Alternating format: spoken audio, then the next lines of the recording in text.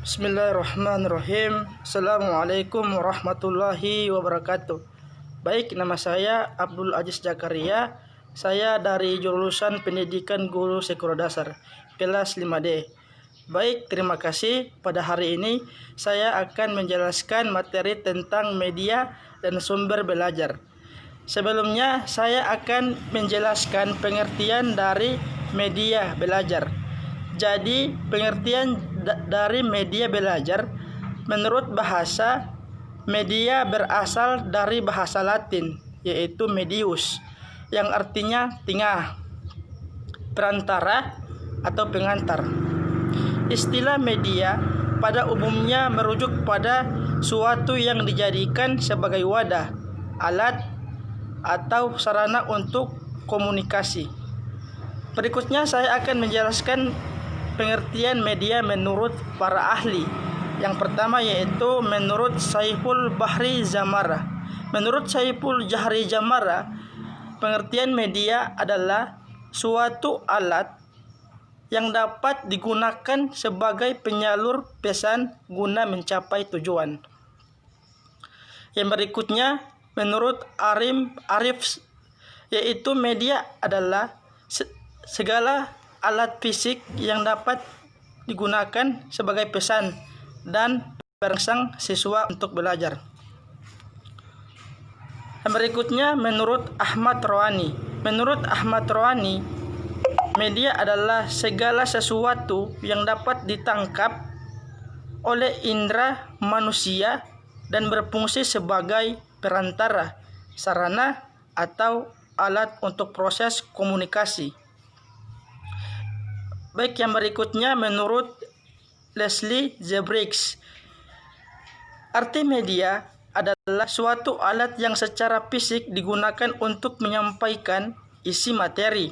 Media dapat berupa video, gambar, buku, televisi, dan lain sebagainya. Yang berikutnya menurut ahli Santoso S. Hamijaya. Menurut Santoso, pengertian media adalah segala bentuk perantara yang digunakan seorang untuk menyampaikan pesan sehingga sampai kepada penerimanya.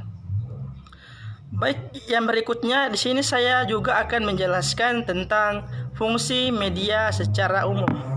Seperti yang disebutkan bahwa media adalah suatu alat untuk menyampaikan informasi. Di sini juga manfaat dan fungsi media yang pertama yaitu sebagai sarana informasi kepada masyarakat. Yang kedua, membantu mengatasi keterbatasan ruang, waktu, dan daya indera. Yang berikutnya, sebagai sarana untuk mengekspresikan pendapat, ide, dan gagasan. Yang berikutnya adalah sebagai sarana untuk mendapatkan hiburan dan pengalihan perhatian dari sosial. Kemudian yang berikutnya adalah sebagai sarana untuk melakukan pengawasan atau kontrol sosial bagi masyarakat. Baik, yang berikutnya saya akan menjelaskan tentang jenis-jenis media. Sebelumnya di sini ada 3 media. Yang pertama yaitu media visual, media audio, media audiovisual. Dan pada dasarnya jenis dan bentuk media ada banyak sekali. Yang pertama yaitu media audio. Jadi media audio adalah jenis media yang melibatkan indera pendengaran, yaitu telinga, yang dapat dengar oleh suara. Pesan yang disampaikan dalam media audio adalah pesan verbal, bahasa lisan, atau kata-kata. Yang berikutnya adalah media visual.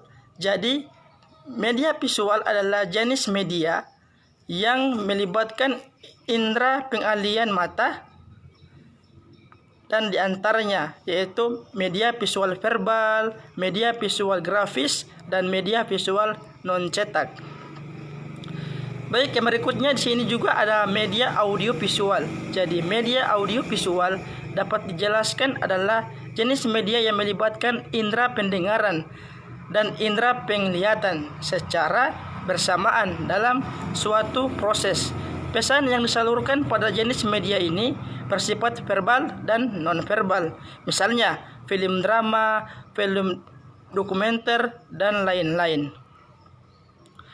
Baik, di sini juga saya akan menjelaskan materi tentang sumber belajar. Di sini saya akan juga menjelaskan pengertian dari sumber belajar.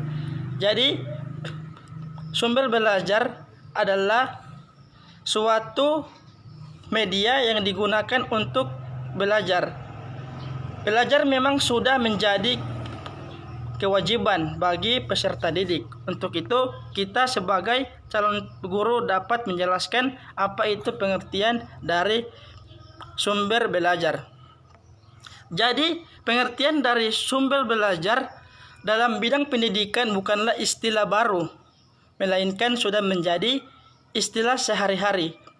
Sumber belajar dalam istilah sempit adalah semua sarana pengajaran yang dapat disajikan, pengajaran yang dapat, pesan yang dapat didengar secara audio, yang dapat didengar secara maupun yang dapat dilihat secara visual. Contohnya berarti buku-buku, majalah, koran, televisi, dan lain-lain.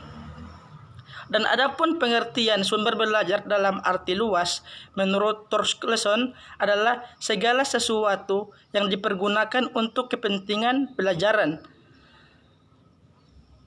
Kemudian di sini juga saya akan menjelaskan tentang manfaat sumber belajar. Manfaat dari sumber belajar ada berapa? Yang pertama yaitu dapat memberikan pengalaman belajar yang lebih nyata dan langsung. Pemberian pengalaman belajar dan nyata akan meningkatkan makna dalam proses belajar. Yang berikutnya adalah ada kalanya pendidik harus menjelaskan hal-hal yang tidak mungkin diadakan, dikunjungi, atau dilihat. Kemudian upaya memperluas wawasan dan pengalaman anak, pendidik harus dapat menjelaskan secara langsung. Kemudian sini juga saya akan menjelaskan tentang jenis-jenis sumber belajar. Yang pertama yaitu pesan adalah segala informasi yang harus disalurkan oleh komponen yang lain dalam bentuk ide, fakta, pengertian, dan data. Yang berikutnya adalah orang adalah menyampaikan pesan informasi kepada peserta didik. Terkadang guru boleh orang yang ahli dalam bidangnya. Kemudian yang berikutnya adalah bahan adalah sesuatu yang diperlukan dalam pembelajaran, contohnya buku, gambar, dan lainnya. Kemudian peralatan adalah media atau hardware yang digunakan untuk menyampaikan pesan yang tersimpan di dalam bahan, contohnya laptop, karena laptop merupakan alat yang multifungsi. Kemudian fungsi. Jika dilihat dari fungsi dan perannya, terutama kemampuannya dalam melakukan interaksi dan komunikasi dengan para peserta didik, sumber belajar dibedakan menjadi dua macam. Yang pertama yaitu alat peraga, alat audio visual, dan media pembelajaran. Baik, itu dari saya. Sekian, mohon maaf jika ada kesalahan. Billahi taufiq wal hidayah, waridho walinaya. Assalamualaikum warahmatullahi wabarakatuh.